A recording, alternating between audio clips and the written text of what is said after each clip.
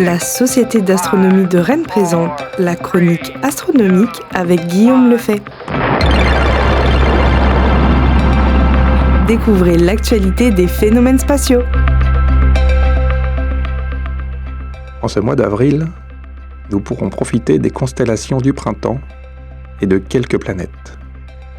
La Lune va jouer avec d'autres objets du ciel et on fêtera un anniversaire.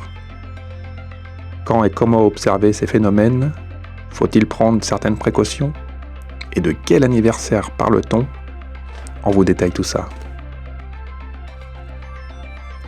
Comme à chaque printemps, c'est les retours de la constellation du Lion et de sa jolie collection de galaxies. Le Lion se situe sous la Grande Ourse.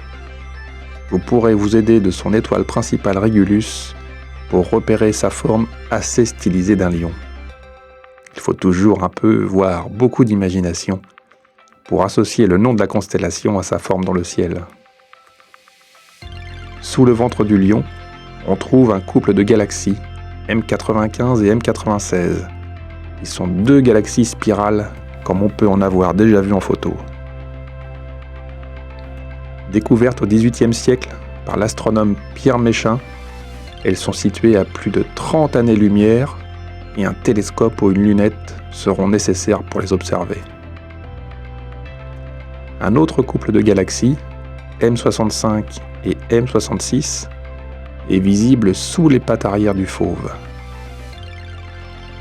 Vous pourrez essayer de les repérer avec une bonne paire de jumelles, même si leur silhouette restera diffuse. Des instruments plus grands seront utiles pour mieux les discerner. Un ciel clair, un horizon dégagé vers le sud, une paire de jumelles, et à vous la chasse aux galaxies dans la constellation du Lion.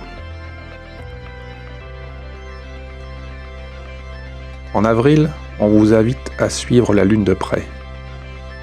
Elle offre un premier quartier le 5, elle sera pleine le 13, en dernier quartier le 21, et enfin, elle sera nouvelle le 27 avril.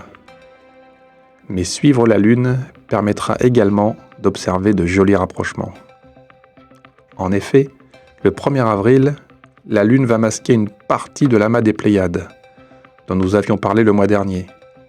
Sortez vos jumelles pour profiter pleinement du spectacle. Le lendemain 2 avril, en se décalant un peu vers l'est par rapport à la veille, la Lune se rapproche de Jupiter qui sera juste à sa gauche. Et elle sera juste au-dessus de l'étoile Aldébaran, l'étoile la plus brillante de la constellation du Taureau. Un spectacle à ne pas manquer. Si le ciel est dégagé, il est vivement conseillé de mettre le nez dehors pour profiter de ce tableau nocturne.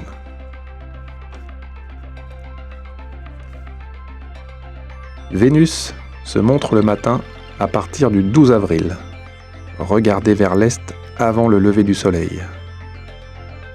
Jupiter est toujours visible vers l'ouest-sud-ouest en soirée, mais descend de plus en plus vers l'horizon et devient difficile à observer en fin de mois. Mars est toujours bien visible au sud le soir, proche de Castor et Pollux des Gémeaux en début de mois. Le 24 avril marque les 35 ans du télescope spatial Hubble. Nous avons tous entendu parler du fameux télescope Hubble. Nous avons tous des images magnifiques en tête prises par ce télescope spatial. Il a été envoyé en orbite autour de la Terre en 1990 par la navette américaine Discovery.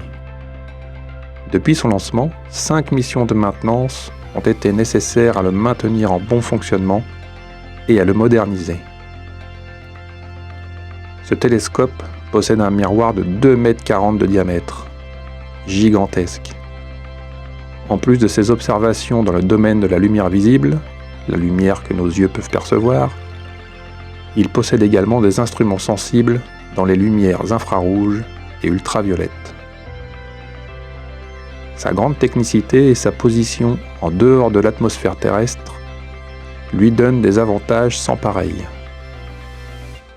Car même s'il existe sur Terre des télescopes avec des miroirs bien plus grands, Hubble possède un avantage énorme. Il ne subit pas les perturbations de l'atmosphère terrestre. Pas de nuages, pas de vent, pas d'humidité, pas de dispersion de la lumière, pas de pollution lumineuse, et il peut observer 24 heures sur 24. Il lui suffit de tourner le dos au Soleil. Tout cela lui permet de nous fournir des images splendides sur l'univers, les galaxies et les nébuleuses. Il a rempli ses missions scientifiques concernant l'âge de l'univers, le cycle de vie des étoiles et l'étude des trous noirs entre autres. Il fonctionne encore aujourd'hui, mais la dernière mission de maintenance remonte à 2009. Plusieurs systèmes sont aujourd'hui en panne. Sa carrière devrait se terminer en 2030.